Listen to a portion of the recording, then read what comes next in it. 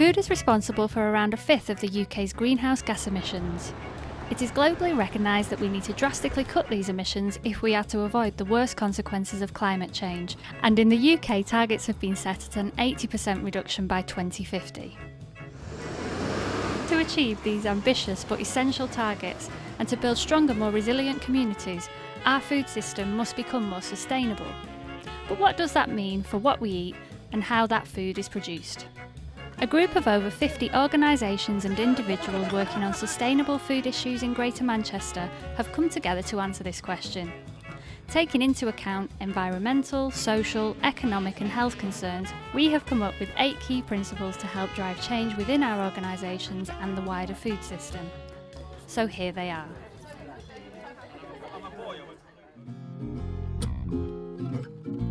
Firstly, we need to think locally and seasonally.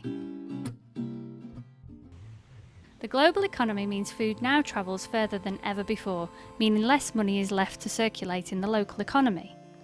Eating local and seasonal food offers a way to minimise energy use in transportation and storage, increase freshness and quality, strengthen local distinctiveness and build more resilient communities while supporting farmers and local food outlets alike. One such outlet is Manchester's Dig Food. Basically, we pack boxes on a Monday to go out on delivery on a Tuesday, and we're lucky enough a lot of the time that the veg that we pack on a Monday is actually picked on a Monday. So it gets to people's houses within 24 hours of being picked. So there's no need for packaging, and then it's easier then for us to pack and put it into our weights and to the boxes. We get to buy fresh, locally grown food and deliver it to people's houses in the local area. So they know that their cabbage has come from like 5 miles down the road, or 3 miles down the road, or 2 miles down the road. That's pretty cool.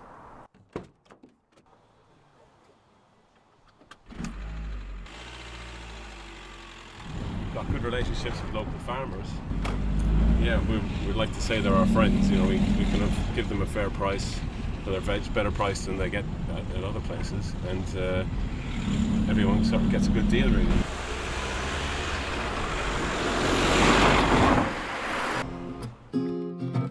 We need to farm organically and sustainably. Organic and low-carbon agriculture provides a more resilient method of food production as it is less dependent on imported petrochemical inputs. It is also more sustainable as it encourages wildlife, maximises crop diversity, avoids monocultures and prohibits genetic engineering. Charlotte is a member of Cleveland City Growers, a cooperatively run market garden within Greater Manchester.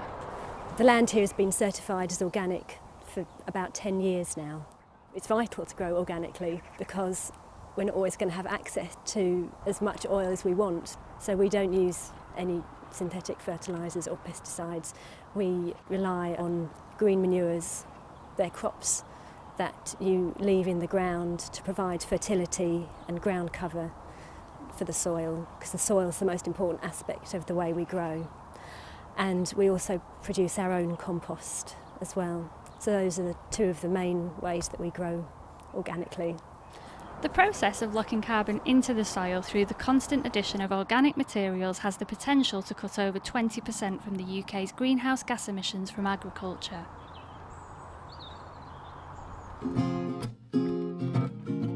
We need to cut waste and packaging. Approximately 70% of consumer packaging is food and drink related. When discarded, it's often contaminated by residues of the original contents, making it difficult to recycle. Buying local and seasonal food reduces the need for packaging and prevents food waste currently produced due to long-distance transportation and storage. Generally, food should come with a minimum of packaging, and wherever possible, this should be reusable.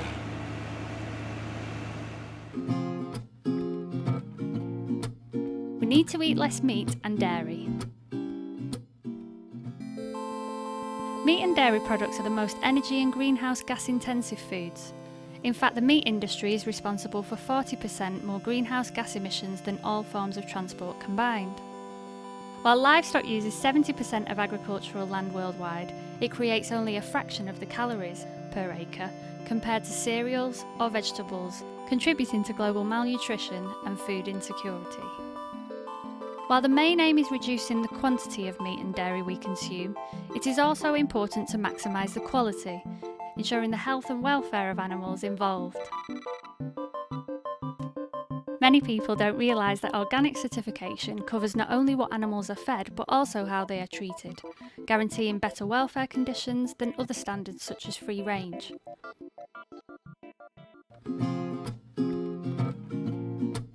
We need to stop eating at-risk fish.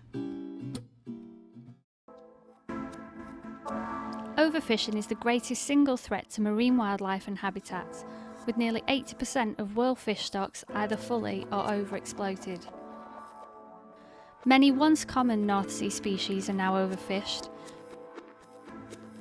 with cod stocks on the verge of commercial collapse and common skate virtually extinct. Whilst cutting down fish consumption is an important part of a sustainable food system, the most vital aspect is excluding any fish that is listed as at risk. We need to be fairer with our trading partners. Fair trade creates social and economic opportunities for producers and workers who have been exploited, disadvantaged or marginalised by the conventional trading system. By setting a guaranteed minimum price for goods, producers receive a dependable income and are less vulnerable to volatile international markets. An additional fair trade premium is paid on top of this for investment in social, environmental or economic development projects, decided upon democratically by the producers themselves. For Manchester's Unicorn Grocery, fairness is at the heart of their business. We work to a series of ethical guidelines we call our principles of purpose, which are guidelines of how we run the business, which covers buying fair trade produce where possible, and if not fair trade, then from companies that we trust are looking after producers.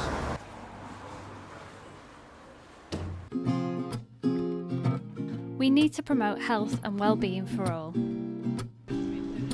Less than a fifth of adult Mancunians eat the recommended minimum of 5 portions of fruit and vegetables a day.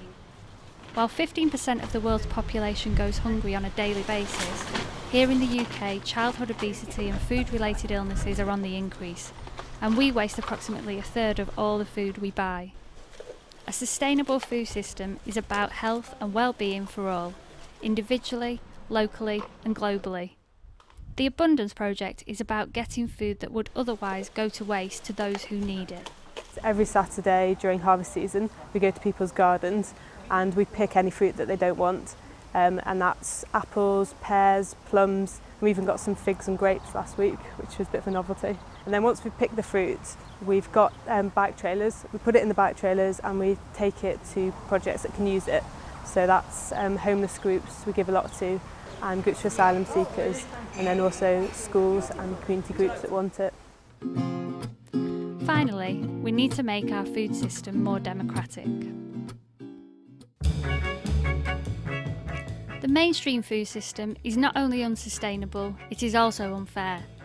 Every pound spent with a local shop is worth £1.76 to the local economy, but only 36p if it is spent with a supermarket chain. Decisions and profits are taken by a handful of large companies driving down prices and maximising profits at the expense of farmers, local communities and the environment.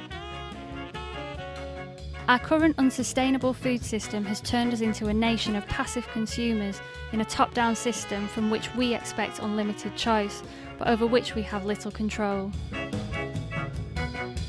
Food democracy is about reconnecting people to food and taking responsibility for it, ensuring control by and fairness among local producers, suppliers and consumers, and working to reduce inequality in the food supply chain. So this is our vision of sustainable food. Now let's make it happen.